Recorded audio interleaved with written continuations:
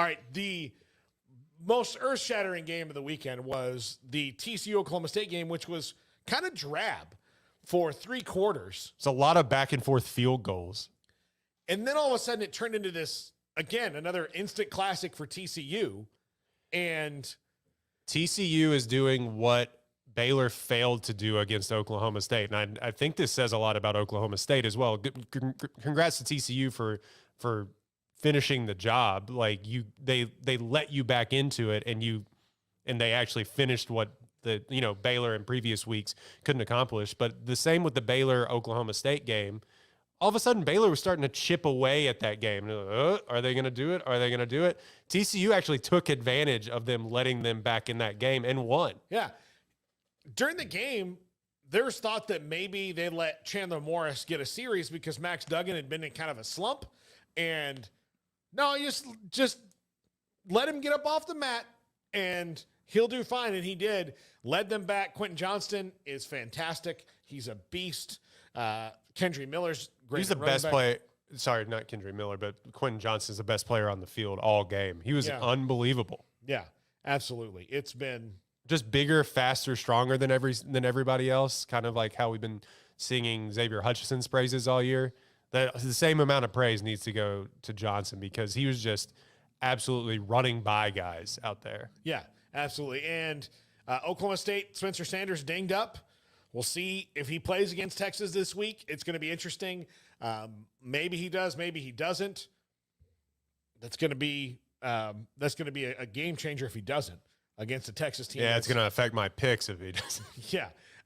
Well, it's one of the reasons.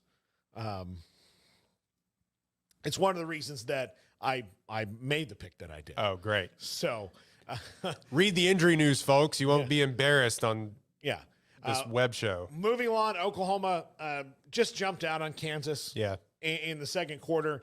After the first quarter, it's tied 14-14, about what I kind of thought was going to happen in that game.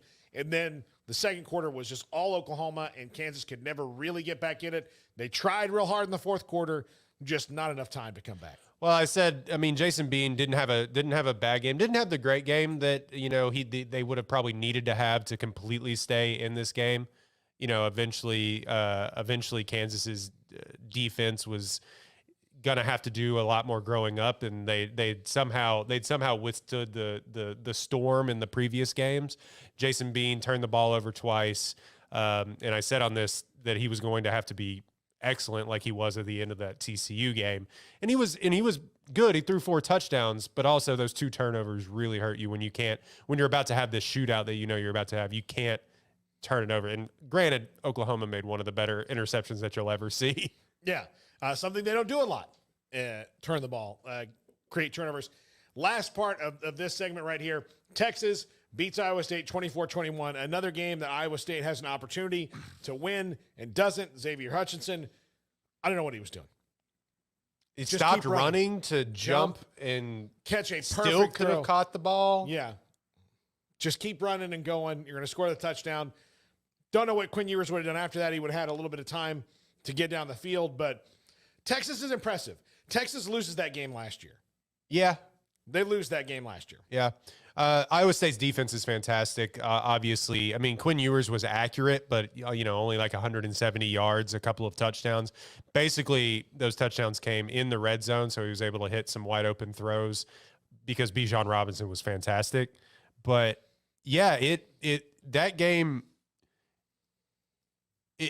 Iowa State lost that game.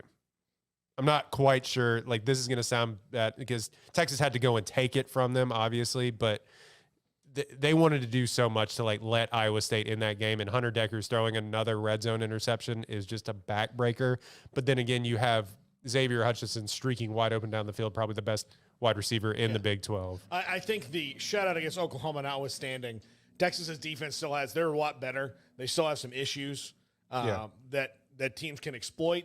We'll see what happens down the line. And again, they've got a big one this week. Decker still threw for 360 yards. Yeah, exactly. So this coming up next, we talk about TCU and their staying power, and maybe anybody else in the Big 12 staying power when it comes to the college football playoff, which now is pretty much just TCU, given the way it seems like the committee views this conference. This is the big one, too, on 365 Sports, brought to you by Shorty's Pizza Shack.